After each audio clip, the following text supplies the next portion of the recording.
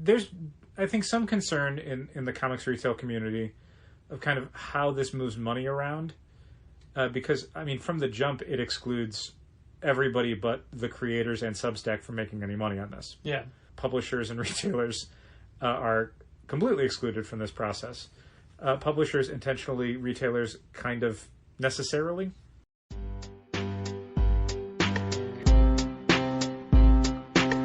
Come on and visit for any occasion. Don't keep patting out waiting. Comics and conversation. Keep the conversation moving along. Keep bringing comics. Keep your local store strong. If it's hard, then it's a job for the challengers. Comics and conversation, y'all. From Challengers Comics and Conversation in Chicago, this is Contest of Challengers, a comics industry business podcast with Patrick Brower and W. Dale Bush. Patrick, before we started recording, you and I were talking, and I'd made some joke about how, because we're recording this not on a day that you were in the store for the entire day, you wouldn't necessarily have anything to complain about. And I did that in a little joking way, because traditionally, like, we'll start an episode and you'll come in kind of hot and you'll have things to complain about. And I made a little joke about it, but I had someone at Free Comic Book Day tell me that they were a podcast listener and that they enjoy the show and that they like it when we complain about our days because that reminds them of when they worked stores. I don't remember if it was a comic shop or just retail in general, and how that like brought that all back to them. And how they could relate to that. And I thought that was really interesting because that's a part of the show that for me, I'm always like, no one cares about this part. No one cares about us just like complaining about like dumb interactions or things that made us mad at the store. It makes us sound petty. But people love that. That's the relatable part. Well, before you hijack my opening, I was going to basically say the same thing you did, but in more of a how dare you way. Because we don't always start with me ripping on something. That's true. And I did work today. You did. For half a day. But again, not the whole day. Right. And you made a point of saying that. I did. But how dare you? I know. Well, again, as it would turn out, me making that joke would blow up in my face because that's the opposite of how the audience, as inhabited by one single person, thinks of those elements of Contest of Challengers, a comics industry business podcast from Chicago, Illinois. They like that stuff. So keep doing it, I guess. Find more things to complain about. There's one thing, me making a joke about it. You can get mad about that. No, I'm just disappointed in you. That's fair. We had a fellow retailer, Brandon from Variant Edition, say that he finds this podcast very cathartic. And I told him that I really feel like he's going to like this episode. Maybe. Mostly because he got mentioned. Brandon and Variant Edition were on the Managed Comics live stream that I was on. Oh, nice. They also had questions. Was it Brandon and Danica? Or you'll have to watch the YouTube video to find out. But the answer to your question is yes. I think they are a better team than Patrick and Dow. Sure. Probably less self-destructive. Well, they're in comics retail, so... I said less self-destructive. I didn't say not self-destructive. Some self-destructive. They opened a store. That's a certain kind of decision. Yeah, the Managed Comics thing was really neat. And I got an email from Brian just a few minutes before we started recording. Who just started following us on Instagram. That was nice of him. By the way, right before Free Comic Book So Day. I will need to get back to him. But I guess in lieu of that, maybe I can sort of answer some of the things that he was emailing about. The thing about Managed Comics that I'm kind of the most curious about, that even when I brought it up in the chat today, it was kind of, there was an answer and it was a positive answer, but it wasn't really a detailed answer. And some of that might have just been like the audience. Like if one person has one nuts and bolts question, especially if it's something that doesn't apply to every store, there's no sense really getting into the weeds on it because you can just as easily like email or message that one person and go, here's what we're going to do. But the actual like, how does the data that we've accumulated as far as like open purchase orders and restocking info and that stuff. Yeah, we don't necessarily mean historical sales purchase data from customers. Yeah, no, I'm fine with that being on. That's just a cost of moving platforms. Not everything gets to migrate. Sure. But like things... I mean, it is fun now whenever you pull up a customer, on the top of the screen by their name, it does have a... How many visits? How much money they spent yeah, right. forever. Right. And there's sometimes you look at those numbers and go, really? I feel like we should, like, when we're on the way out the door with Comic Suite, like maybe we keep that running for a little bit just as a program, not that we're using it daily, and extract some of that data. Sure. Just go through and go like, how many visits? Since when? How much money? And then have that kind of tally Hello, somewhere. person. Do you realize you've given us $36,000? But the Not given us. Bought $36,000 worth of discounted merchandise. Correct. Over X number of years. But yeah, I mean, the ability to make sure our reordering, because we do so many constant reorders with so many publishers, and because More all the time. graphic novels are so consistently out of print now, we have so much stuff backordered that data is, we could migrate without it, but oh man, would it end up costing us a lot of money in the short term. So for the layperson, what that means is if we don't have that data transferred over. Yeah, like I'll give an example. Like House of X, Powers of 10, trade paperback is something where... Which, by the way, today I heard can't call it House of X, Powers of X. Okay, yeah, that's not right. To be fair, that's... To a customer. You would have to have heard somebody say that out loud who was connected with the book. Like, you could never... You could maybe figure that out from context from the comic, but most people, 99% of people probably would just think to call it Powers of X. In our system, we have a minimum quantity that we want to have in stock for that book. Like, let's just say it's 3 copies. Of the softcover, we want to have 3 copies in stock at any time. One of the nice things about having a database for our sales information is the ability to, when we have to backorder something because it's out of print, which considering it's a Marvel book, it frequently is. For the record, it's not right now. But frequently it's unavailable, is we put 3 copies on backorder at a distributor, and then in the system it says, okay, you have 3 copies on backorder. So the next time we generate a reorder and it's looking at minimum quantities that we need, and it sees that we have 0 House of X Powers of 10 in stock and we want 3, it will also go, oh, you have 3 on order with a distributor. I, as a system, am not going to tell you to order 3 more copies because you don't need to. You're because waiting we for know them you to come in. have 3 on order.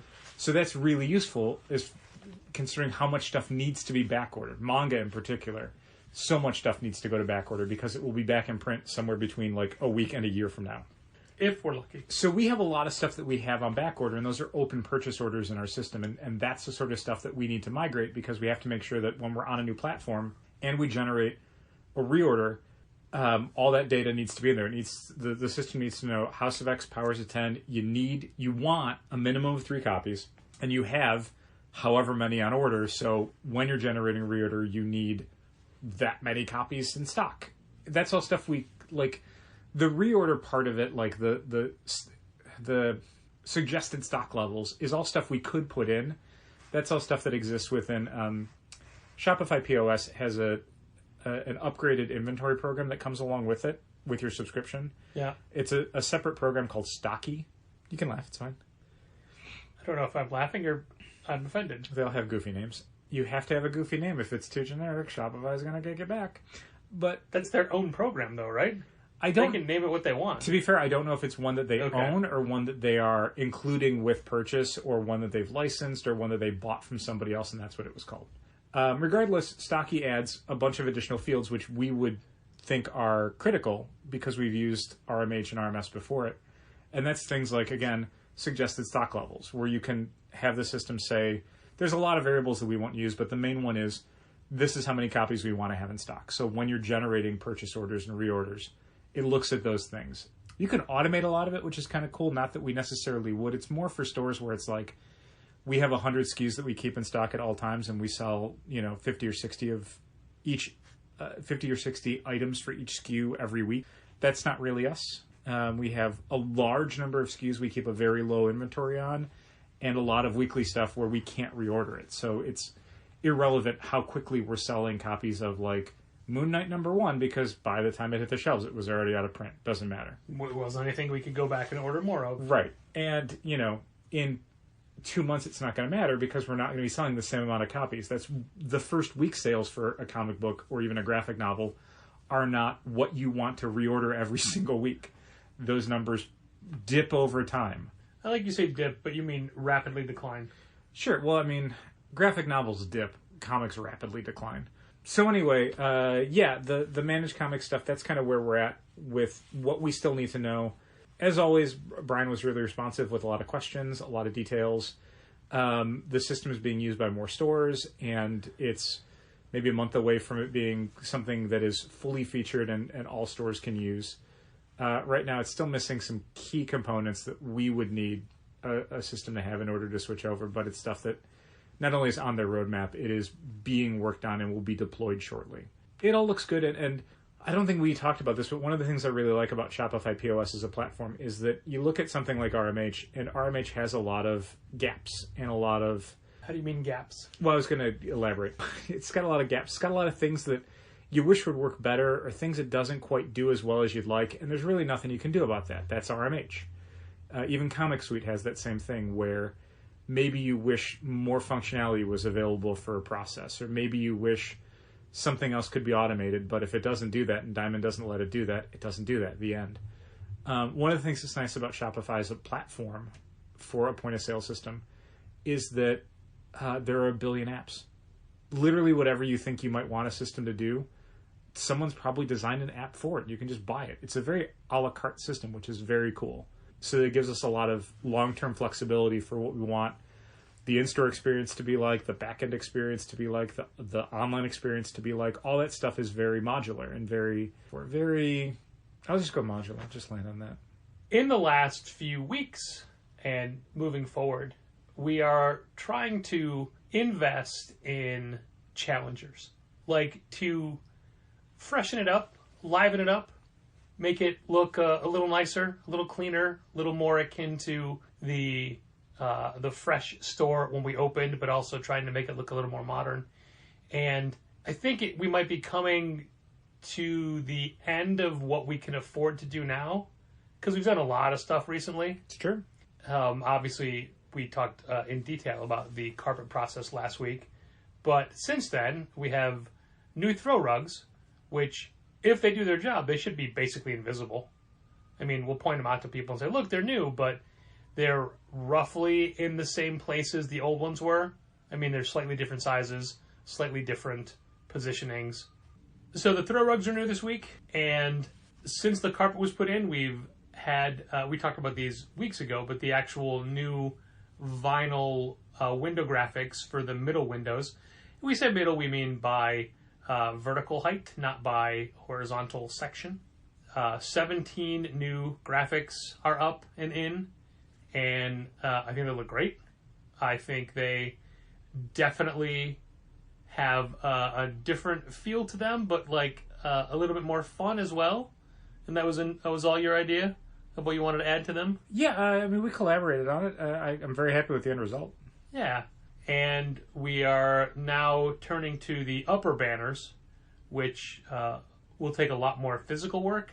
You had said that you were talking to the installer, and he was amazed at how different sections of windows have different amounts of sun fading and weathering and breakdown. Yeah, they didn't all degrade the same way at the same rate. Which is very interesting because they're all in the same direct sunlight and they're right next to each other. These windows pose as well as a difficult physical challenge because they're much higher and they're much bigger. They're also not singular images. They're one image spread across 3 much larger windows. So it's always tricky to design them properly, and just trying to do the image files at a proper DPI at full size take up a lot of memory. Yeah, no, they're very large images for sure.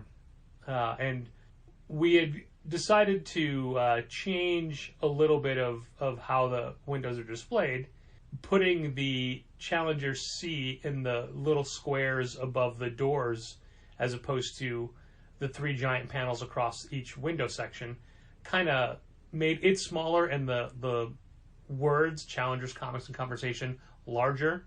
And it always looked a little off balance. So we're like, all right, we're going to put those together. So we have those 3 windows over the doors free. And then it became, what goes there? So that is something we're still working on. Although I think we have a solution in place. I think so. But we'll see how. And also, we're going to let somebody else handle the specific graphic design of positioning everything in the middle of the windows, because that, again, is a different, a lot more calculation than we want to deal with, especially when you want to give the printer a buffer, a lip to cut around to make sure they could put it in the window perfectly. So it'll have to line up a little bit better. Yeah. And I can't help but wonder if this is a 2-person install job. I almost think it's going to have to be. Yeah, because very high up. It was 1 person inside the store, which is a little bit more tricky because they were never really able to be right up against the window except for like the first window, the northeast window and sidekicks, where there's nothing in front of it, so they could be right there. But everything else, they were, put out by a couple of feet, whether it be front tables full of graphic novels or back issues or what have you. Yeah, they worked around it. Some sort of obstacle. But yeah, I think they look great. I don't really think anybody's noticed them or said anything about them. Not that I've heard. But it's not the point. Like, this stuff should be invisible for the most part. Yeah, the hope is that it'll be more of a beacon to people who haven't found the store yet. Yeah. The people who have already found the store don't usually need to look up to see the sign. They know where they are. But also this week, and this is something that I think excited is the wrong word to use. Excited about is the wrong word to use, but happy that it's done. We had a contractor out working on fixing some of the leaks that that happen when it rains. And as people know, the last couple times it's rained fairly heavy, we've been a faucet. We've just been water pouring in, and it's now like basically coming in every window. And it was this has been happening for 13 and a half years. We've had different contractors out saying different things, and the one that we were talking to this time seemed to really know what they were talking about, saying how basically the water is coming into, because it's cinder block masonry kind of walls and things, and so they're hollow inside. So the water is coming in from up above, but coming, obviously flowing down, but they use rope throughout the masonry all the way down to the ground level, and it comes out every, yard or so, and that's supposed to take, like, the water's supposed to be absorbed into that rope and pulled outside. But apparently there's no flashing that was put into specific areas, specific heights, so the water doesn't know to run out of the building. It just runs straight down. And what stops it at the bottom are our window frames. And so the water just finds the gaps in because it's well sealed from the outside. Right. So the water comes in. Now, I had said, well, what if we caulk the windows? And they said, basically the water will have to find somewhere else to go. It'll still come in, but just not from those points. And also, we can't caulk a lot of the windows because they are right behind a girder that literally no human being can reach to the seams, which is also most likely why they leak there, because you couldn't seal those, because the building frame was built first, the windows go in last. So how do you caulk the inside when there's no room for a hand or an arm? Yeah, bad design. Yeah. So it's just a matter of trying to divert the water as it comes down. And they talked a great game. I was very impressed what they had to say and what their solutions were. And then they came out Monday, right? Monday? Sunday. Sunday? It was supposed to be Sunday, I thought. Oh, the Sunday was the contractors. Monday was the window installation. Yeah. So the first thing they did, which I absolutely love, is they mounted guards over the doors to both sidekicks and challengers, the doors that leak the most, so water can't get in the door frames at the top. Excellent. And then they put in new thresholds on the ground that have a high lip, since both the doors open out. They have a higher lip on the inside where the door closes, so water can't get in. Yeah, it pushes back. And it's such a simple solution that no one has done this whole time. Yeah, it's kind of amazing that 13 years of us complaining about this is the first time someone said we could do these 2 installations in an hour. Right? And it probably cost, the materials probably cost like $15. Well, they're contractors, so I'm sure it costs several $100s. The materials, yeah, that's true. $15 are worth probably. It's like a $2,000 Pentagon hammer. Sure.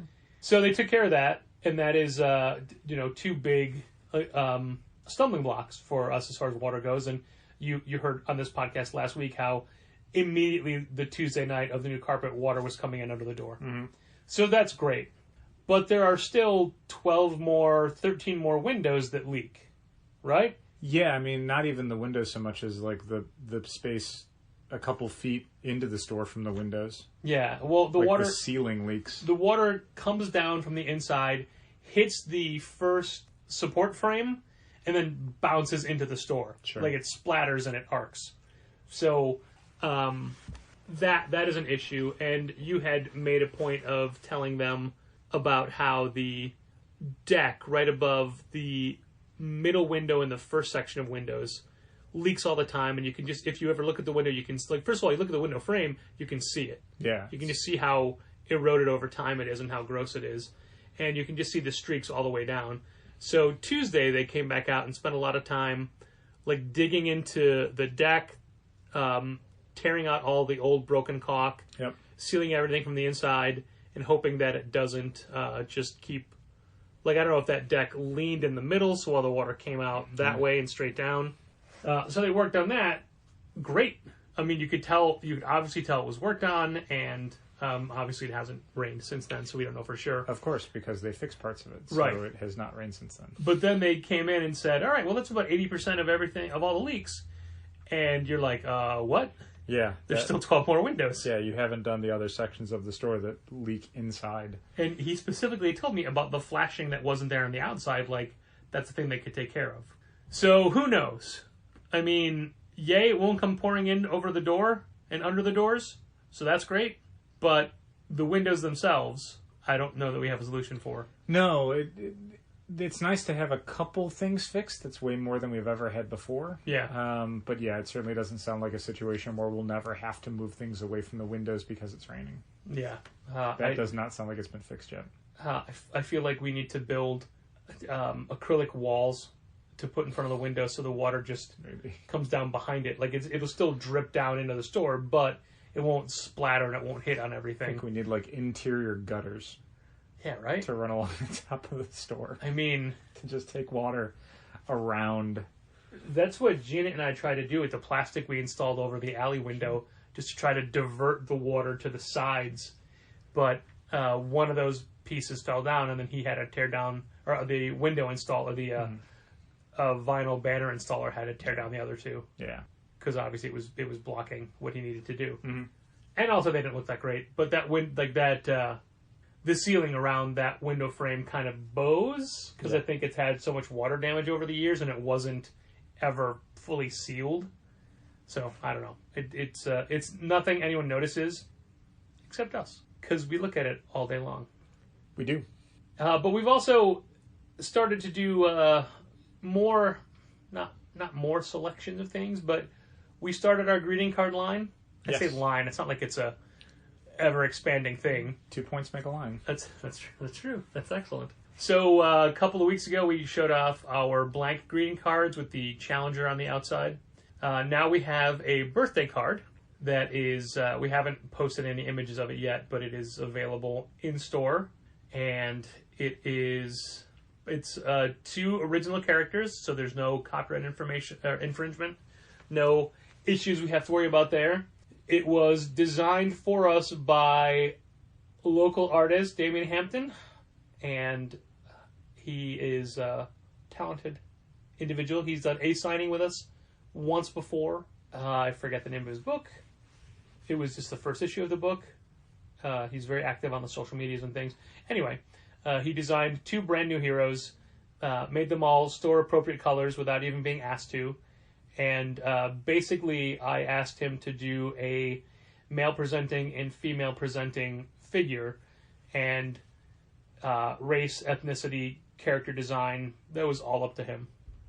And he gave us 4 thumbnails to choose from. We picked one that we thought was a good birthday card. And unlike the blank card, this one is not blank inside. It has a nice little graphic inside. This is Have a Super Birthday. And it is the second card in our line. Because people always ask for that kind of stuff, you know? They do. It's true. We get a lot of requests for, like, do you have greeting cards? Do you have a birthday card? People come in for gifts, that kind of thing. Yeah, and we also get a lot of requests for wrapping paper, which we still can't source. It is impossible to source. I'm pretty sure we talked about how annoying it was to try to source it, and how even though we open an account with a prominent greeting card company, we're not allowed to pick. You have to pick massive amounts, and it's all bundles. You can't just be like, oh, I want these 5 Spider-Man wrapping papers. There's way more hoops to jump through because they don't expect to be dealing with a little store. They expect to be dealing with, large chains Right. and things like that. And so we're still looking, but also where we can make our own greeting cards, it is not cost effective to make our own wrapping paper. No. We could do it. It's not worth it, and No. nobody would want to pay what we had to pay. But in the meantime, we have Hellboy and Umbrella Academy wrapping paper True. that people don't seem to want. Sold an Umbrella Academy this week. Yeah, you did it. Yeah. You did it. We haven't talked since Free Comic Book Day, right? I think Yeah, so. we haven't. This is Last time we recorded was the day before Free Comic yeah, Book Day. everything went fine. Yeah, I think so. Yeah, it wasn't stellar, out of the world, best day ever. People that showed up had a good time. I hope so, yeah. It looked like it. Like there were no incidents, no complaints, no problems anywhere. We basically still have just about every title left. I think the ones we don't have are Red Room and House of Slaughter. Yeah. Those are the 2 we don't have. But like Stray Dogs, I think we still got it. Yeah, we definitely have a stack of Stray Dogs left. It was about 65% attendance of the last real Free Comic Book Day in 2019. Yeah. And that's fine. That was actually higher than I anticipated. Sure. It's weird that I say that, even though I'm the one who ordered the books and we have 1 billion books left over. We do, but it's always better, I think, to have too many than too few. Even though, I would have been fine with us running out. You had thought at one point, we didn't... I think you'd said, Thursday night or Friday night, you didn't think we had enough books. Yeah, boy, was that wrong. And I said, it's fine if we run out, because it's Free Comic Book Day. And there will still be a selection. Yeah. The selection might be more limited than people anticipated. We always tell people, if you want a specific book, be there close to open. Get in line early, because something's going to run out. In this case, Red Room and House of Slaughter did. But yeah, it seems like it was a good event for people. We saw a lot of new folks and a lot of old folks and a lot of families and a lot of single fans and a lot of adults and kids and just a really good mix of people. I was behind the register the whole time, same as always, and it was a really fun day. Just a lot of folks coming to the counter, and they were really happy with comics, and it was a beautiful day in Chicago. It was a really nice day. We are usually pretty lucky on Free Comic Book Day, but this was just out of the blue the coolest day that it was for the last month. Yeah. Bright skies. Yeah, bright skies, good temperatures in the mid 70s. We've generally had clear skies for Free Comic Book Day when it was in May, but the problem with the first Saturday in May in Chicago is by 1 o'clock it's warm, but when we opened it's still chilly. Kind of, you wear a light jacket. Yeah. If you're going to be in line outside, you're going to wear a light jacket. It's not that warm. This was nice the entire day. It was unbelievable. Yeah. I was surprised we barely had anybody show up in costume. That's true. I think I saw maybe a dozen people. Yeah, I don't even know if I saw that many. But I do try not to look at the people as I come in. It's true. I have my head down. You had a lot to do. You had a store to run. There was 2 Young Avengers, which were great. Those are the 2 I immediately thought of when you said costumes. Yeah. I remember seeing Wanda's kids. Yeah. Yeah. That was pretty great. We had Spider-Punk there. Yep. In a really good Spider-Punk costume, and once again R2-D2 showed up with we don't know who brings him, how they know to come, how long they want it. They're just there. We literally, people show up on Tuesday, we heard R2-D2 was here. When's the next time he's going to be here? We have no control over him. He just shows up. A nanny brought a kid because the kid must have seen it on social media and they thought oh, that's the store where R2-D2 is, and it's no, that was it's 1 day a year and we can't predict it. Yeah, but even if they'd said oh, what about Spider-Punk, we could have explained better. But R2-D2 shows up and leaves on their own. Yeah, no idea. R2-D2 does not work for challengers. We do not have a way to contact R2-D2. Nope. He's just there. Yeah. It's great. I think people love it. Absolutely. There were a lot of people posting photos and tagging the store for R2-D2. Yeah, and I think that gets to why you're bringing up the people in costumes, because it usually makes the event very fun for everyone, is random people who don't work for a store who just show up in costume. That's always fun to see when people have the costumes they wear to conventions and they bring them out for Free Comic Book Day. That didn't happen this year a whole lot for a variety of reasons, all very valid. Sure. Tim Seeley signed for 5 hours. Oh my gosh. And probably did a couple hundred King Shark sketches. They were great too. They were really good. He's got it down very well. Yeah. It's a simple sketch, but it's a real good sketch. Yeah. I mean, I think anybody would be proud to have that sketch. I saw a bunch of them come up to the counter, and I thought that would look cool. And he posted immediately afterwards, he's like, wow, a measly 5-hour signing takes it out of me now. Where has all my convention stamina gone? That's at least 2 more hours than we thought. Yeah. Tim was going to be there for. I think we were internally saying noon to 3 was Yeah. kind of what we were expecting. And he did 11 to 4. Crazy. And Zach Lanner did also, he did 12:30 to 4. Yeah. So, yeah, that was great. Was happy to have them. Everybody who works for us did a great job, of course. Yes. Well, Kent did less of a good job than everyone else because he showed up late. Yeah, Kent forgot we opened early on the day. Pretty amazing. Which is, he gave out hundreds of flyers that had information on them. We asked everyone who was working to show up half an hour before we opened. He showed up an hour after we opened. And just like last year, we bought too many donuts for staff. We did, yeah. We buy less than we used to. We only buy 2 dozen donuts now. But between me not having that for breakfast and then you going gluten-free, we forgot the major factor, which is that nearly everybody who shows up with breakfast. Yeah, or coffee or whatever. They don't show up hungry. Yeah. So the donuts mostly got given out on Sunday. We had a dozen and a half left. Random people who came by on Sunday to buy books was like, do you want to take a donut and a paper towel with you on the way out the door? The annoying thing about food is we also bought pizza for staff and creators during the day from Stop Along around the corner. First time we did Stop Along pizza. Really liked it. Really delicious. I had a gluten-free pizza to myself, and I've been literally dreaming about that pizza. We should go again soon? Yeah, we should. It was really good. I only had a couple slices, and I really dug it. The problem with that is the back counter was full, so we had it on the front counter. Yes. And customers kept trying to take it. They did. And thinking it was free. Yeah. You'll get that all the time with Free Comic Book Day. People who are just like, what is free? They don't care about anything in the store. What else is free? Just anything in the store that's free, they want it. So yeah, we had one child whose adult guardian said, so would you rather us eat this outside? And that was when I realized that the kid had already taken a piece of pizza and put it on a plate. It was like, it was for employees, but you already took it, so just take it. Yeah. That was when we started maybe guard the pizza so people don't just wander off. And Donovan eventually put a sign on it. I had another guy be like, so the pizza's still up for grabs? Is it? Because he was looking at it. I'm like, no, that's not for you. That was for us to eat. Yeah. I think that there's a definite difference in the way we display things when they're to be taken versus when it's not. But I get it. It was on the counter. It was not front facing, but whatever. It's still annoying. I get asking about it. I don't get just taking it and just assuming that, well, this must be free pizza. No. So Free Comic Book Day, fine. All of my we're not going to do creators and blah blah blah. That's just me beforehand.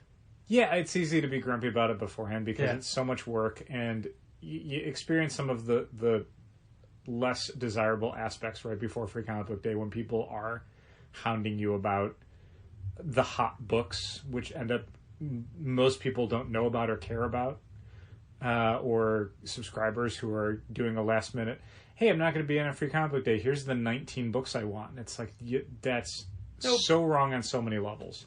Yeah, most of that stuff ended up not really being a factor during Free Comic Book Day, which was nice. And subscribers have had a chance to come in this week and get books they missed on because they're on the shelf now. Yeah, I really like that. I think it's something we'll probably try and do more as a regular thing, where it's instead of the reserving books for people beforehand is look, if you can't make it on Free Comic Day, they'll go on the shelves that Wednesday. Yeah. And not before that Wednesday, because one thing that you've never experienced, but I don't like a whole lot, is the amount of people who are in First Thing Sunday. Any free comics left? Yeah. I don't do that. Or the phone calls or the emails. What do you do with your leftover free comics? Yeah, don't come in like a scavenger. Yeah. Wednesday. You can come back Wednesday on New Comic Day. If we have any free comics, they'll be on the shelves then. These haven't been, and I meant to mention this with the greeting cards, and while it seems like enamel pin sales are waning a bit, they're not dead. They're just not what they were. So I chose this time to do not one, not two, but 3 new store pins. Yeah. To recap, we have the Challenger C enamel pin, which is the first one we ever did. It was made for subscriber holiday gift, but we made enough to have and to sell. And then we made the Comics Fists. And then, so we were just content to do those 2. And then a pin company reached out to us saying, hey, we love your pins. We love the store. We have a lot of friends in common. We do their pins. Can we do pins for you? Mm-hmm. So it's like, what are we going to do? So we came up with the Eat, Sleep, Comics, Repeat pin. Mm-hmm. And like that was it. And for years I've been trying to come up with a design I liked that represented our slogan of I love you, but I've chosen comics. Mm-hmm. And I finally hit on something I liked, and it was like literally, I've been working on this design for years. But I finally cracked it, and then I literally like almost submitted a pin where, you know where the page comes out of the middle? It came out straight like it was a book, but then putting it straight in at an angle or in at an angle right in the spine made it look like a comic. Sure. And then while both Gina and Lizzie had input on color choices and things, some things had to get changed so we weren't using too many colors to make the process more expensive. Mm-hmm. But also, the three of us could never agree on where the glare on the heart would go. Sure. And I had made like 4 different ones that I kept plugging in and rotating and figuring out and not being able to do. So the one that's actually on the pin, Lizzie did. Oh, wow. And it was kind of hilarious that day because Lizzie and I both are very specific in the way we use Photoshop for ourselves, but it's not a way that other people use it. So she was trying to explain to me how she would do it, and I was trying to explain to her how I would do it, and neither of us understood the other, and then it just became, I'll let you do it. Sure. But she was trying to describe, like, oh no, you use this tool. I don't use that tool. I didn't know what it did. Okay. That kind of thing. Sure. So it was a lot of trial and error, but ultimately the light pink reflection in the heart, that was Lizzie's contribution. Cool. So those pins, I didn't finish the other. The other ones are the height of vanity. They're Patrick and Dal pins. They are, yeah. You can buy them. They're our heads as designed by Chris Eliopoulos. Mm-hmm. And they're the creator of what was the Okie Dokie Donuts? Okie Dokie Donuts. And a monster book I don't remember. And also a Columbia professor. Yes. And it's the same faces that are on the back of the Greg Schiegel bookmark. Mm-hmm. And those we literally priced out before the pandemic. Oh, wow. And had to go back and forth with the company because to make the heads the same size because of my beard, my pin has to be bigger than Dal's. Sure, but they look to scale, though. That's to scale is the point. Yeah. So the Patrick and Dal pins are a set. You will, if you want them, you get them both. I'm sorry, to get a Patrick, you do have to get a Dal with it. Or to get a Dal, you have to get a Patrick. Right. The Monster Mash cereal is in stores now. Is that right? I forgot to look. I didn't go down the cereal aisle. What is it? It's all the monsters. Oh, in one cereal? Yeah. All 3 of them or more? All 5 of them. 5 of them. Wow. Yeah. So I need to get several boxes of that. Is it a very large box? I can't eat it. No, it's just some regular cereal box. Yeah, it's a big brown box. I don't know what I thought of that just now. So we've got like the greeting cards, enamel pins, vinyl window banners, just all these facelifty things that we are constantly trying to put the money back into the store to make it a place that's worthy of you shopping there. Yeah, and worthy of us staying there for another 8 years. Yeah, right? We'd like it to look good. So now comes the point where we ratchet it up a little bit, and rather than start the podcast just ripping on Bad Idea, we saved it for 40 minutes. Let's lead up to it. We led up to it. Sure. So it'll catch everyone by surprise. This week, Bad Idea released a new book. Well, it's 2 weeks behind when it's supposed to come out, but there was a shipping problem, and while we've had ours for the last 2 weeks, other stores weren't getting them, and I think I understand now why there's a production problem. The book is called Passive Aggressive, and it's by Matt Kint and David Latham, and it is a noir story where a psychopathic vigilante who's a billionaire gets hacked. His bank account gets hacked by Russian hackers, and they take all the money. And he has to go to Russia to find out what happened and to get his money back. But that's not all. That's half the book. That is the aggressive half of the book. The passive I keep saying half. That's wrong, but I'll go with it for now. The passive half of the book is all about the Russian hacker who's forced to do all these things by the Russian mob and doesn't want to do it. So basically, Passive Aggressive is two completely different comics with the same cover, just different interiors. And stores only got one of them. When you open the book, on the inside front cover, it'll say either passive or aggressive. All of ours were aggressive. Everybody in Chicago got aggressive. They kept all the same geographical areas to the same book. Other parts of the country would get just passive. So I think that counts as a variant because it has the exact same cover, but the insides are different. And they don't do variants, though. So it's not. It's two completely different books. Correct. But by their own rules, you can't get another copy. No. Which, just as well, we don't have it to sell you. Yeah, I mean, unless you live near the border of two different states that have bad idea stores, the ability for you to just go get the alternate copy. But wait, they gave away stickers to stores to give out to the people that pre-ordered the Final Five, because Passive Aggressive is one of the Final Five.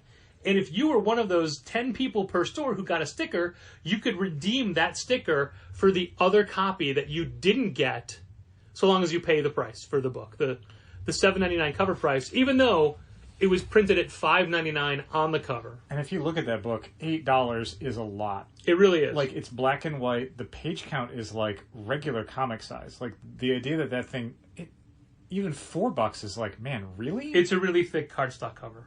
But, like, man, like, if that thing had been even $6 that it was originally cover priced at, I'd still feel like that was, like, kind of gouging. Like, $8 is, oof. But that's a lot, This man. is a company that from the beginning has said they're just trying to get readers into stores. Uh-huh. And everything they do is to create collectibles. And now they have just pissed all over more than half of their readers, because if you got this book, you only got half a story. Yeah. And you can't get the other half. Sure, the 10 people from Challengers who got one of the Final Five stickers can get it. Right. What about the other 90 people who were buying that book? Also, they have a week to redeem those stickers. Yeah, a week to get it postmarked. Yeah. You have to send it in. Yeah. So if something happens and they don't hear about this until too late, or something slips their mind, they can't redeem their sticker for anything. That's it. They missed their shot. And they do say, like, oh, no one's ever done this before. Yeah, because it's really stupid and actually offensive. Yeah, it's pretty detrimental to the goodwill of your reader base and certainly your retailer partners. All the chatter online about these books is just about how they're either valuable now or collector's items, which is the opposite of what they said that their goals were. And then one comment I read, which made me stop reading comments at all, was somebody saying, what are you going to do to make sure that these books are worth money moving forward? Like, you don't get it, and I hate all of you. Yep. But it's such a stupid thing to do. Yeah, it doesn't feel great, as with a lot of these bad idea schemes. Being the unintentional face of those things feels awful. It's just a gigantic hassle that it doesn't feel like we signed up for.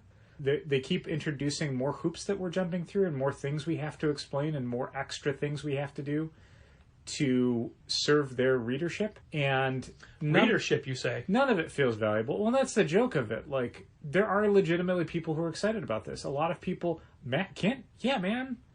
Like, part of the reason why people were excited about the Hero Trade to begin with wasn't because they thought it was, incredibly scarce and limited. Most people, when they heard about the Hero Trade, were like, wait, Matt Kent did a comic? Can you grab that for me? I want to read it. And then we had to tell everyone on a Tuesday, we didn't get it, and we don't have it, and we're probably never going to get it. So yeah, I mean, Passive Aggressive, despite the ridiculous cover price, was something that was going to be of interest to people because the creative team is really good and the story sounds fun. And as always, now there's, like, congratulations, you got half the story. There's another half out there, and you're going to have to go buy it somewhere else. Like, if you have to find another bad idea store that has it, which means, like, and this is the thing that goes back to the managed comics thing that they were already having a problem with. It's difficult for your inventory system to know which one you have because they all have the same barcode. Yeah. Passive and Aggressive have the exact same barcode. So every store that tries to sell online, like, if you pull that data down from a Comic Hub or Managed Comics or whatever, you're going to have to add the little thing that says this is the passive copy or this is the aggressive copy. So that's a huge extra stupid thing you've got to do. But yeah, the whole thing's dumb. And it's frustrating that, as with all these things, if they'd made any of this easier to do, you could grow your readership so much more. Like, instead, the only people that are doing the work on this are the ones who think they can flip it for more money, because they're the only ones that's the payoff. You know, it's too much work to read one Matt Kint, David Lapham story. But literally, I want to say everybody who gets that book, when they find out they're only reading half of it, who wouldn't want the other half? I think most people would. I guess the payoff for us is that while we do have a lot of people that are very like hardcore bad idea people, most of our rec sales are people who don't even know what it is. Yeah. The amount of people who we have to say, no, that dump at the counter is not free. Those are just the 2 newest books by a boutique publisher, because they don't know who Bad Idea is. And the only reason you'd have a spotlight like that at the front counter with a stack of books is like, these must be free. Like, the idea that Bad Idea is a company worth following or worth knowing about, most people, they don't have any idea.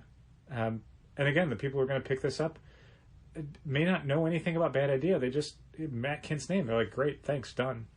So they may never know that they only got half the story. I think we made our point. Yeah. I don't know what else there is we would just be repeating ourselves and adding more profanity into it. No, the whole thing's dumb. As always, talking about Bad Idea makes me exhausted.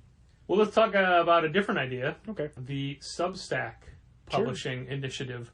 Publishing's the wrong word, but do you call it publishing if you put something out like that? Sure, why not? Okay. So it started with, as far as we know, James Tynion, who basically was given a very large amount of money, a grant from this online site Substack, to create individual content, comic content, for them. And it was such a large amount of money that he immediately, because he was at a point where he was going to be renewing his DC exclusive contract for 3 more years or so. And he realized that the amount of work that would be put into creating content for Substack would be equal to that at DC, so he couldn't do both. And the Substack money was just so much more that he chose them. And that means he had to cut back on his existing comic work. So he's leaving Batman and Joker and creating a whole bunch of new comics for Substack. Now, Substack is basically like an email list, right? Like a MailChimp or a newsletter. Yeah. Substack is a site that's been doing newsletter content by big names in publishing, in journalism, in media. And they have free and paid tiers and additional extra paid tiers if you want more stuff or more content or more something. And that's what Substack is offering with its comics clients. Is there's a free tier for James Tynion where you might get like an update, I don't know, once a month or something, and it might be just a list of links, or it might be a paragraph of content. And then there's a paid tier where you're going to get, weekly or daily emails, process work, or behind the scenes information. And eventually there'll be things where you'll be getting comics. It could be pages, it could be full comics. And then at higher tiers, you might get print editions of that book down the line, or you might get additional stuff, merchandise or customized content or whatever. And so they're doing that with James Tynion, with Jonathan Hickman, with Chip Zdarsky, with Ryan Stegman, with Donny Cates, Scotty Young, Scott Snyder. And they're all kind of doing different things. Like Scott Snyder is writing workshops. Yeah, exactly. One of the key things with this that got a lot of people on board was that the money, like Substack is making its money by eventually, either immediately or eventually, getting a cut of the subscription fees. Similar to like a Patreon or something, where whatever you're, as a consumer, whatever you're giving to Donny Cates, for example, Substack takes a cut of that. Whatever percentage. That stuff is usually, kept to contracts. I don't know what each person is giving up. But that's the only thing they're giving up, is a portion of their newsletter revenue. They keep all the publishing rights. They keep all the media rights. So when James Tynion creates a comic and that comic is released through Substack, it can then also be released through Image or Dark Horse or whomever. Or he can do a Kickstarter for it, or he can release it for free on Twitter or whatever. And then he also owns the media rights, so that if that becomes a TV show at Netflix or at Amazon or on NBC, James Tynion and his artistic partners retain sole control over that. They get to decide where that project goes, what it looks like, how much money they receive from it. Substack doesn't get a say in any of that. And that's on top of a ton of upfront money, which is usually the hardest part in keeping ownership of anything in comics, is very few places are going to give you money to make something and then let you keep control of it. It's usually one or the other. I mean, it's a sweet deal. It's an incredibly sweet deal. And it's a sweet tech company deal where the investors of Substack are able to throw sick money at comics creators to make a splash, to be a huge player in this scene. And I don't even know if it's financially viable for them to do so. Like a lot of these things, if you're part of this initial wave of creators, it's an incredibly great deal. It is absurd money. And it's absurd money because a lot of these companies operate at a loss for years, sometimes forever, with the thought of eventually at scale it becomes, a valuable company that can actually turn a profit. I don't know if Substack's turning a profit or not yet. I've never looked at their financials, and I doubt I'd understand it if I did. Do you know how long they've been around? A few years. Like, not very long. I was already subscribed to James Tynion newsletter. Yeah. I never knew there was a paid tier that I wasn't taking part of. Well, I mean, this is brand new. Oh, I didn't know if there was a different. James Tynion Substack is very new, but there's people who would normally. Well, was his newsletter just coming out? I think his newsletter was just a newsletter. Oh, okay. The idea of monetizing a newsletter is kind of Substack's thing. Mm-hmm. A lot of it came out of people who would normally be writing articles for magazines or doing long-form journalism for places who then, for one reason or another, were not doing that anymore, either because of the decline of journalism in general or that their brand was not compatible with major publications. So the ability to go essentially directly to their fans, more or less. And it's basically like Substack is kind of Patreon, but only newsletters, if that makes any sense. Yeah, sure. Where you're saying, I will subscribe to your newsletter, to borrow a Simpsons quote. And that's how they make their money. And you're directly funding those people, and Substack takes their cut. It's pretty easy to kind of automate because it's just a newsletter. It just shows up in your inbox. According to James Tynion's most recent Substack newsletter, there will be a dedicated reader Substack will have. Okay. I think they probably just were working on this recently to be able to look at that content that way if you wanted to do that. But I think people have kind of asked in general, what are the comics going to look like? I know Rob Salkovitz on ICB2 is a big booster for transformative things in comics and creators and commerce. And the idea of releasing content directly through Substack to fans is one that he's generally on board with. But the thing that he really didn't like was there's no viewer. You're just looking at JPEGs. Yeah, I just assumed that a comic book to them is a newsletter, so they can just throw up images in there. Or it could just be a PDF link or something, to a Dropbox or Google Drive. I don't know how they even release it. I don't know if it's an attachment or what. And that's a thing where, all we've gotten so far, because we've signed up for a few of them. Yeah, this is a thing that we feel that because the majority of the creators that have been announced as having Substacks have all said everything comic-wise that we create for this platform will eventually be printed in some form for the direct market, for comic book shops. So we subscribe to a few of them just to see what the material is like and also to give us kind of a heads up for when it comes time to order so we know what to back, what not to back. Yeah, when a 3 Worlds, 3 Moons collection comes out from Jonathan Hickman and Mike Del Mundo and Mike Huddleston and Teenie Howard and Al Ewing, we'll have some concept of what is this project, and obviously it has a built-in fan base with all those creators we just named, but specifically what is the story? How do we pitch this to people who might find it interesting but also don't know any of those creators because they're not as dialed into the market as a Weekly Comics fan would be? And it's easier to have Reddit to be able to promote it and to pitch it than it is to have read a synopsis. Right. Yeah, and I mean, certainly there's things that just as fans we want to be on top of. People are going to be subscribing to these things and still shopping at Challengers, and they'll want to talk about some of this stuff, or they'll have thoughts that they'll want to share as these projects get more underway. So yeah, for us, the knowledge that these were all going to be comics at some point is interesting. Right now, things are very behind the scenes, and I think that's a lot of the value in the Substack right now is if you wanted to read these comics, you don't necessarily have to subscribe to the Substack to get them. They'll come out another way. But if you want to see more of the process, if you want to like get the director's cut more or less of that process, where you see all the things, all the ideas that got thrown away or all the designs before they were finalized.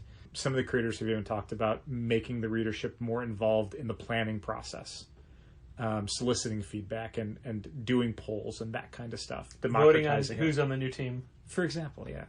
So that stuff is all a lot of what the Substack is right now. And it makes sense if you're, you know, the sort of person who would buy any Jonathan Hickman comic, you might as well subscribe to his Substack because for the amount you're paying, it's kind of a new Jonathan Hickman comic every month, even though right now it's back matter, but it's so much back matter. One of the things that I don't have an issue with, but I'm in this for the new comics. Right. There are, you know, 3 to 5 emails a week from these individual creators, and we've only signed up for 3. And no one's comic is ready to go yet. Yeah. They basically said that it's like none of this stuff is ready yet.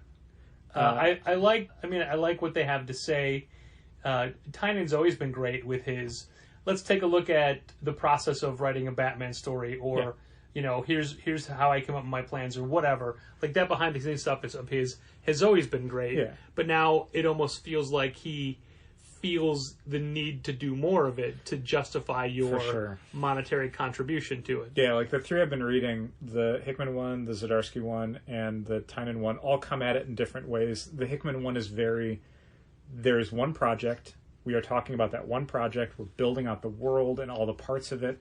And it's very charts heavy because that's a Hickman thing. Oh yeah, graphs and yeah, a lot of process stuff, and that stuff is very interesting. The Tynan one is almost more like diary oriented. Yeah. Because his book isn't quite ready yet, and they'll start showing it off in the next one. So books plural. He's got like 5 planned already. What is the first one? Blue something?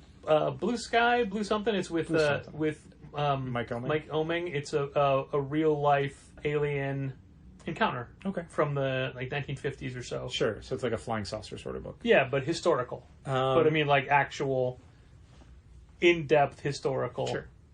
His current stuff is very like, yeah, like you're saying, like he needs to, because the book isn't ready yet, he feels like he's got to give you your money's worth.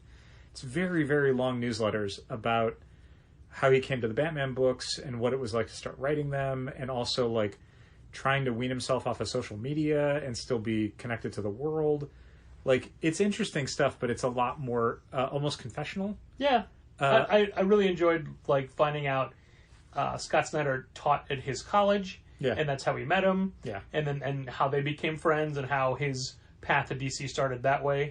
The most interesting part for me so far was the kind of thing that he was very aware of the privilege he'd been given, like the things, the doors that had kind of opened for him because of his relationships, and he wanted to make sure that like it wasn't just like, I'm going to knock their socks off. It's like, I'm going to make myself valuable to them so that when the brass ring comes around again, I'm the guy. Yeah.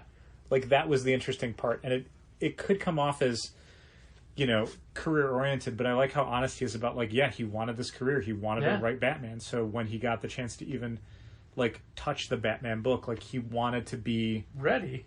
Like, absorbing everything he could possibly absorb so that he was that guy at some point. He's always been a guy who is trying to make the idea of comic writing more important, but more viable, and something you can actually make a living out of.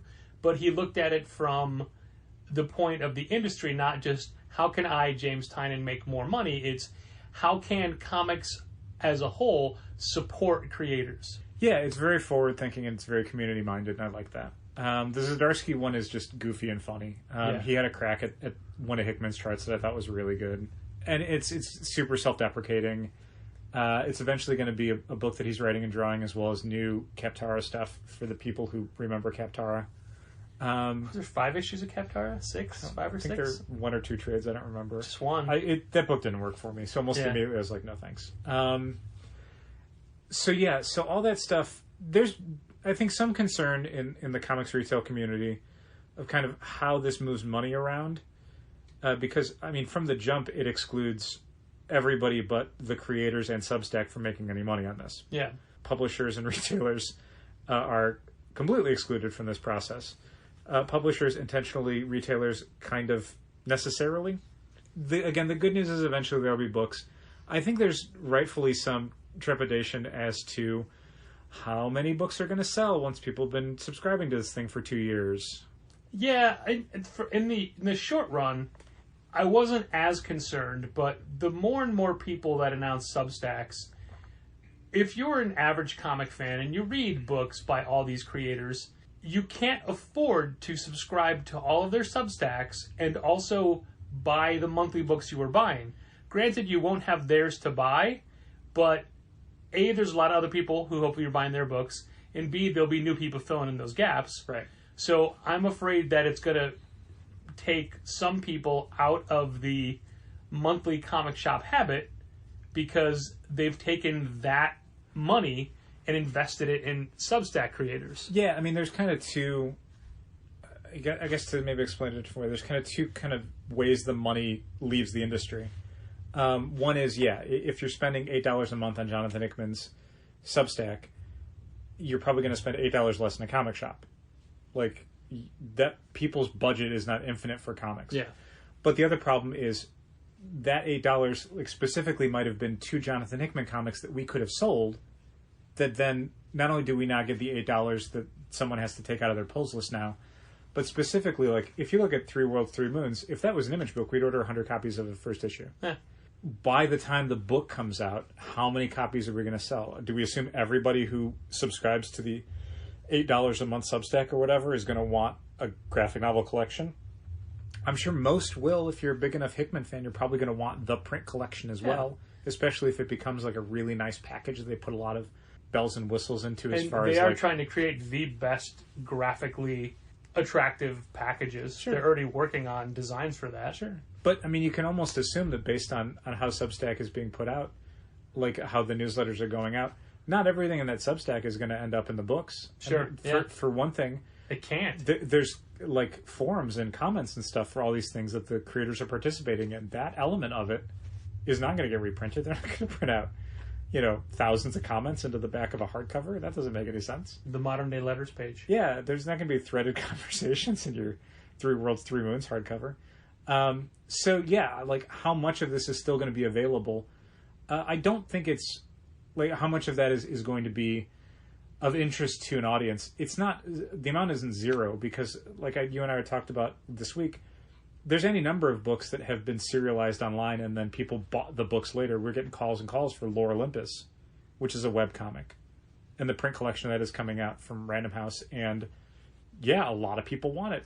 So one of the reasons we're getting so many calls is in the entire Chicago area and the suburbs and expanding out between like Indianapolis and us, 5 stores.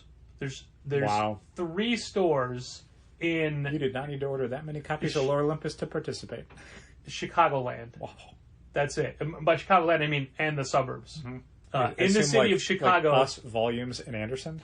oh, only us is right in that. Really? There's a store downtown, and there's us, and that's it for Chicago. Wow. And then there's a store I never heard of in the suburbs. Uh-huh. And then there's a store out in Plainfield, and then one in South Bend, and one in Indianapolis. Wow. That's it. Wow. So, obviously everybody else is going to be carrying the book. Of course. But the promotion that we locked into already, we're going to be out of that in like the next 2 days. Yeah. Because nobody else, like I just assumed everybody would be doing this. So, I mean, we're being vague about it, but basically if you pre-order Lord Olympus through a seller who's part of this promotion, it comes with an enamel pin. Yeah. That were available in increments of 12, maximum of 36 per store. That's it. Yeah.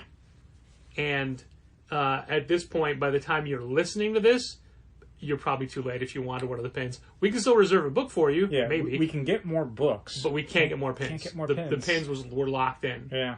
And because we're one of the only stores around doing it, we're getting a lot of people. And you've heard me on the phone, I say, you're coming into the store, right? Like, we're not mailing this to you. You have to come into the store. I would mail it if someone wants to pay shipping. Yeah. I'm not. I wouldn't offer that to start Yeah. with, but I mean, if that's how we deal with it. But I mean, I don't think that's going to be we'll be out of the pins. Oh, Right away, yeah, yeah. right away. Yeah. But anyway, that's just an example of a book that has been serialized online for a long time. Sure. And like how many Nemonas have we sold so Yeah, far? Nimona and Lucky Penny and The Tilly Walden book. On a Sunbeam, Yeah. for sure. And that's, I mean, just the stuff off the top of our heads. I mean, there's probably any number of All ones the we Sarah hadn't even Scribbles realized. books. Those are Sure. aren't those online first? Strange Planet. Yeah. Yeah, just something about having a Hark a Vagrant. Sure. There you go. Yeah, so I didn't just look at that shelf. there's the That came off the top of my head. Our cats are more famous than us. Still off the top of my head. Power Pack. Wait. Zop. Yeah, so there's definitely Nancy. we will sell a lot of copies of that graphic novel, but the question is like, how much money did we end up losing by not having the comics version of that and then the eventual graphic novel of that, and how much money are we then also losing because people have taken the money they would have spent on that and then given that monthly to a creator. And so it's nothing that like I feel is an existential threat to the industry. People have a right to make a living, and if this is the way they want to do it, fine. And I think there will eventually be a book that we'll be able to sell and make money off of. But yeah, in the short term, these things are definitely not additive for comic shops. No. Hopefully it's additive to the comics industry as a whole, but that won't necessarily bear out right away. Yeah, like I think all of these creators again have said that these books are going to be coming out in print. Even Scott Snyder, who recently did his Comixology deal, was like, yes, there will be print comics. You do not have to, like, if you're a comic shop, there will be comics for you to sell. They'll be coming out from different publishers and at different times, but there will be a way for you to get these things. The thing to me, though, is that each of these creators have had to say that to allay fears. Like, that's not the point of any of these projects. It's just like don't worry, you guys. Don't worry, this isn't going to hurt you. And for that to be kind of how major announcements for new creative projects are happening and there will also be print comics, is definitely telling you something about kind of where the money is in comics. And it's not in publishing. It's not in print comics, no matter how well the industry is doing these days, these last, 12 months or so. Yeah. Every creator, like, in that upper echelon of creativity in the market is absolutely looking for a way to secure their financial future, and it is not in print comics. Yeah, it's funny. This is all happening as we are spending a lot of money trying to bolster the in-store experience at Challengers, and looking ahead to the next 8 years, being like, yeah, we want to make this as best as possible, and then it's like, oh, they may be driving people away from stores. Sure, yeah. I mean, I don't think it's that. I don't either. It's just an interesting when we look, point counterpoint. Yeah, when we look around the industry, I don't think we ever think, God, there's not enough comics. I don't think that's the fear that we have on a week-to-week basis, as we've just had to expand our new this week section by a third. Yeah, because there's too many goddamn books coming out every week. But it's still, when you see that many big name creators that could, account for a giant chunk of our yearly sales, say that they will not have any new books out in print for like a year, that's not great. Yeah, just so long as BKV doesn't announce Saga's return on Substack. Yeah, that would be a bummer. Yeah, hopefully that book comes back this year. Yeah, so Image really needs it. There's only 2 more months it's possibly to come back. Yeah. Because we're ordering for October right now. Yeah. The November catalog, at least for Image, is going to drop tomorrow. Yeah. That's usually when the text file goes up for Diamond. I think it's tomorrow. So much for the A, it's coming back in May. B, it's a stealth-free comic day launch. Yeah, none of those ended up panning out. Could be a good Christmas gift, I guess. Yeah, single issue of Saga. Probably a single issue of Saga, yeah. If it comes back at all. Well, this was a special Thursday night recording because Friday night, when we normally record, we will be at the United Center. Yeah. Watching a basketball game, I think, right? Yes. It's with the United Center. It is the AEW Rampages against the Chick Magnet Punks. Not familiar with the second one. Yeah, that's fair. Yeah. I mean, you haven't watched wrestling. You've only been watching wrestling for the last 2 years. It's true. So, obviously, we're huge AEW fans, and this is a big weekend, and we absolutely know what's happening. I mean, everybody... Yeah, Jade Cargo's going to wrestle. It's going to be great. Yeah. Jade Brand. Hashtag Hogan. Jade Brand. Kiera Hogan. That's going to be good. we do know what's going to happen, and all we're going to say is it's exactly what everybody thinks is going to happen. Yeah, hopefully people don't watch an episode of AEW Rampage for the first time ever and get disappointed, and I don't think they will be. No, they won't. Because Jade Cargill's wrestling. Hashtag Jade Brand. There you go. And even better, 2.0 is not. No, but Danny Garcia is. Yeah, well, I mean, minor victories. So here's the thing about 2.0. I'll say this real fast. You're not saying point as big enough because it's... 2 spelled out point. Yes. Oh. Thank you. So here's the thing with 2 spelled out point oh. You know how every like comic or sci-fi show has eventually done that thing where like reality changes and there's some new cast member or something? Yeah. And it's Dawn on Buffy. Right, but only like one person's aware of it and they sound like a crazy person. Yeah. That's how I feel about 2.0. Okay. Like reality changed and they're like a huge part of AEW. But to me, I'm like, no, that's not how it's supposed to be. They shouldn't be here. They're not. No, that should be best friends. Yeah. But it's like, no, 2.0. Of course they're wrestling Jon Moxley. Of course they're wrestling Darby Allin. Like, they're huge names. It's like, those guys just showed up. They weren't always here. I feel like a crazy person when I see 2.0. They don't go wrestle. here. They do now. It would be like if suddenly like if Aaron Solo was suddenly on an episode of Dynamite. It would be that absurd of like, how? Why? It would be like signing Fuego del Sol or something like that. Yeah. Ridiculous. Or like watching him hit multiple tornado DDTs in a match. Or like letting Sean Spears work for your company. Yeah, right. That would never happen. Bonkers. No, that wouldn't make any sense. But what does make sense is...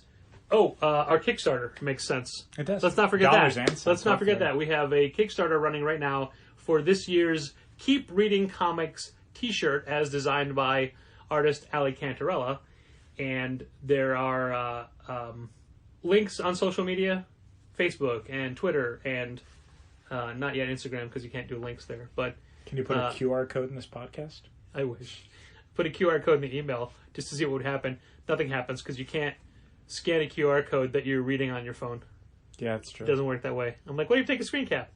Anyway, I wanted to see it. Anyway, we're giving out these flyers during Free Comic Book Day, and it's a good shirt design. We like it, and we always do a shirt for our sale every February. And last year we did this shirt with Gene Ha, and I thought this could be a repeatable thing. Like, who doesn't want a new fun comic T-shirt designed by a good comic creator? And we'll see if this becomes a thing or not. But anyway, that Kickstarter is live now. It goes until second week of September. It's like 22 more days, something like that. That sounds about right. And yeah, it's not a shirt we're going to have in the store. It is only available through this Kickstarter. And the Kickstarter is already funded, but we always do a low goal because the point is you're pre-ordering the shirt. Yeah, made to order. Yeah, so we know how many to order so we don't get stuck with extras like we used to do in the early days. Right. And some shirts we overprint and have some in the store. This one is not going to be one of those. Nope. We will just be printing this to order. So if you like the shirt and you want it, black shirt, white image. Thanks for listening. Keep reading comics. Just as the shirt says. Oh, wait. This has been Contest of Challengers. Thanks for listening. Keep reading comics. Challengers is located at 1845 Northwestern Avenue in the Bucktown neighborhood of Chicago. 773-278-0155. Keep up to date with new releases and events at challengerscomics.com. Like Challengers Comics on Facebook, follow @Challengers on Twitter, and help fund this podcast at patreon.com/challengers.